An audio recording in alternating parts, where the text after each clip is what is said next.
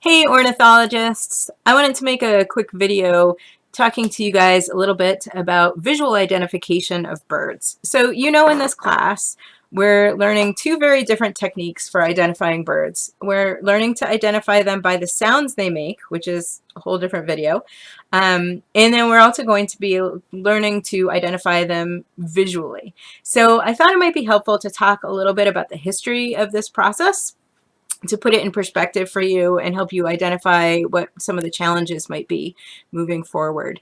So I think it's important to understand that before sort of the turn of the last century, so the early 1900s, most bird identification work that was done by naturalists and taxonomists and hobbyists, most of that identification work happened through collection of specimens. So people would go out and they would shoot interesting looking birds, retrieve the carcass, and identify species that way, especially for closely related species that look very similar on the wing, right?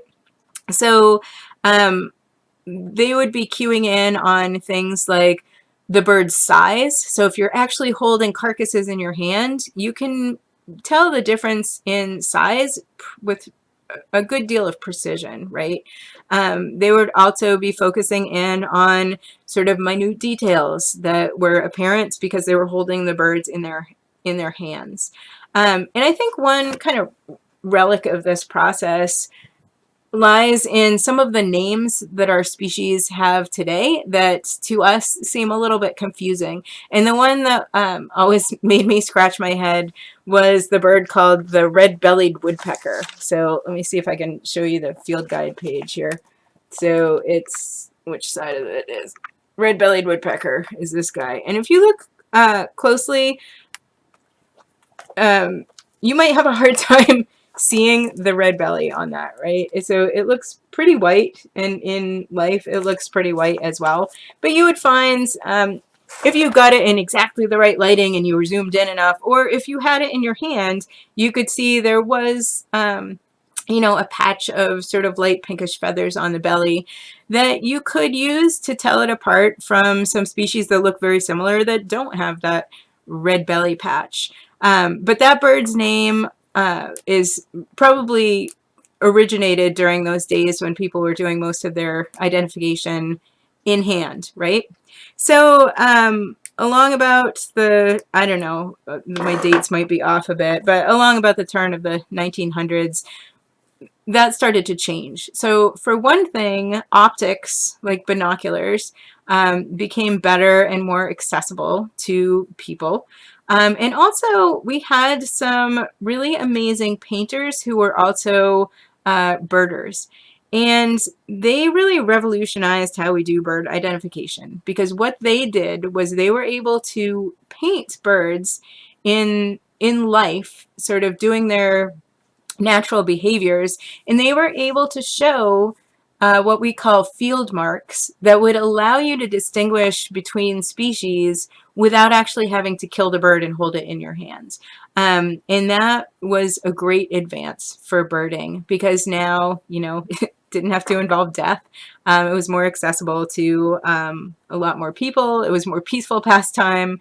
You get the idea. So I do want to point out, though, that these methods of identification, so holding a carcass in hand versus viewing the bird in its, living form, those require you to focus in on some very different aspects of the bird. So I mentioned if you're holding the bird in the hands, you can look at these minute details, you can get a really good feel for the size. When we identify birds in life and through photos, like we're going to mostly be doing in this class, we're focused a lot on the feather covering, and not just the feathers themselves and what color they are and what patterns they have, but also how they appear depending on the bird's behavior, right? So a good example of this would be like the crest on a cardinal. So cardinals don't have like a cone of flesh on the top of their head, right? It's that crest that you see on the cardinal's head is all feathers. It's holding its feathers erect. So birds have an amazing amount of control over the positioning of every single feather on their bodies. And different species are going to hold their feathers differently. They're going to hold them to show different patterns in the actual feather coloration itself. They're going to use feathers to control their shape. Another thing that we key in on is like how the bird holds its tail, or its tail feathers, right? There's not a whole lot of tail flesh there. It's almost all feathers. So like something like a wren always has its tail sticking straight up. So the bird, you know, flat back, head here, and then it's got its tail sticking straight up. Or a phoebe, when they come back in the spring, one of the ways you can tell it's a phoebe and not an eastern wood pewee is it flicks its tail a lot. So we can focus in on these features of the living bird that would not be apparent at all in carcasses. And the ramification of this is that it's not always easy to switch between modes.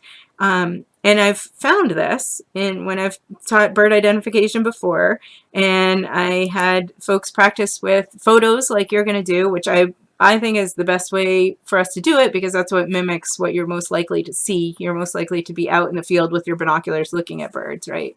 So I'd have these kids that could just ace these quizzes on pictures of birds, and then I'd one day bring into the lab a bunch of study skins of all the species they'd learned, and I figured it would be a no-brainer. They could identify them, no problem. They know these birds. And boy, did they struggle. And it was because of that. Like when you're holding the carcass, it's not holding its tail straight up. It may not have its crest up. You may not see the patterns in the wing feathers because they're all, you know, dried, folded against its body. So don't be hard on yourself. If you do really well on the bird identification, and then one day you're walking along the road and you see a really bright little songbird that's been hit by a car and it's, you know, road pizza, and you have a hard time identifying it. Just remember, a lot of your identification skills are going to be pretty specific to living birds. You can, you know, you'll be able to figure it out eventually, but it may not be as easy as you think it should be. All right. That is my spiel. So like I said, we're going to be practicing with photographs, and they're not all going to be beautiful, perfect photographs. So we don't always get a great view through our binoculars of the bird in the field. The important skill is to be able to pick out the key features that tell you what the species is, and you don't have to have necessarily a picture perfect, super well focused image to do that. So a lot of times your bird ID work is just going to be a flash of insight, where you'll get a glimpse of the field mark as the bird's moving around in the treetops, and you'll know that's what that is. And that's the skill that we're going to be developing this term. So don't get frustrated if I give you blurry pictures. I guarantee I will give you blurry, bad pictures where you may not be able to see the entire bird, but each picture should have enough information that you can determine the species, even if it's not a perfect view. So, all right, that being said, I think that's all I had to share with you right now. So go forth and learn to identify and have fun with it. This is a cool skill, and it's, you know, it'll be a sense of accomplishment when you get through each week and you can identify, you know, 20 or 25 new birds visually, and, you know, 8 or 10 new sounds. Enjoy the process. It should be fun. All right. See you guys in the next video.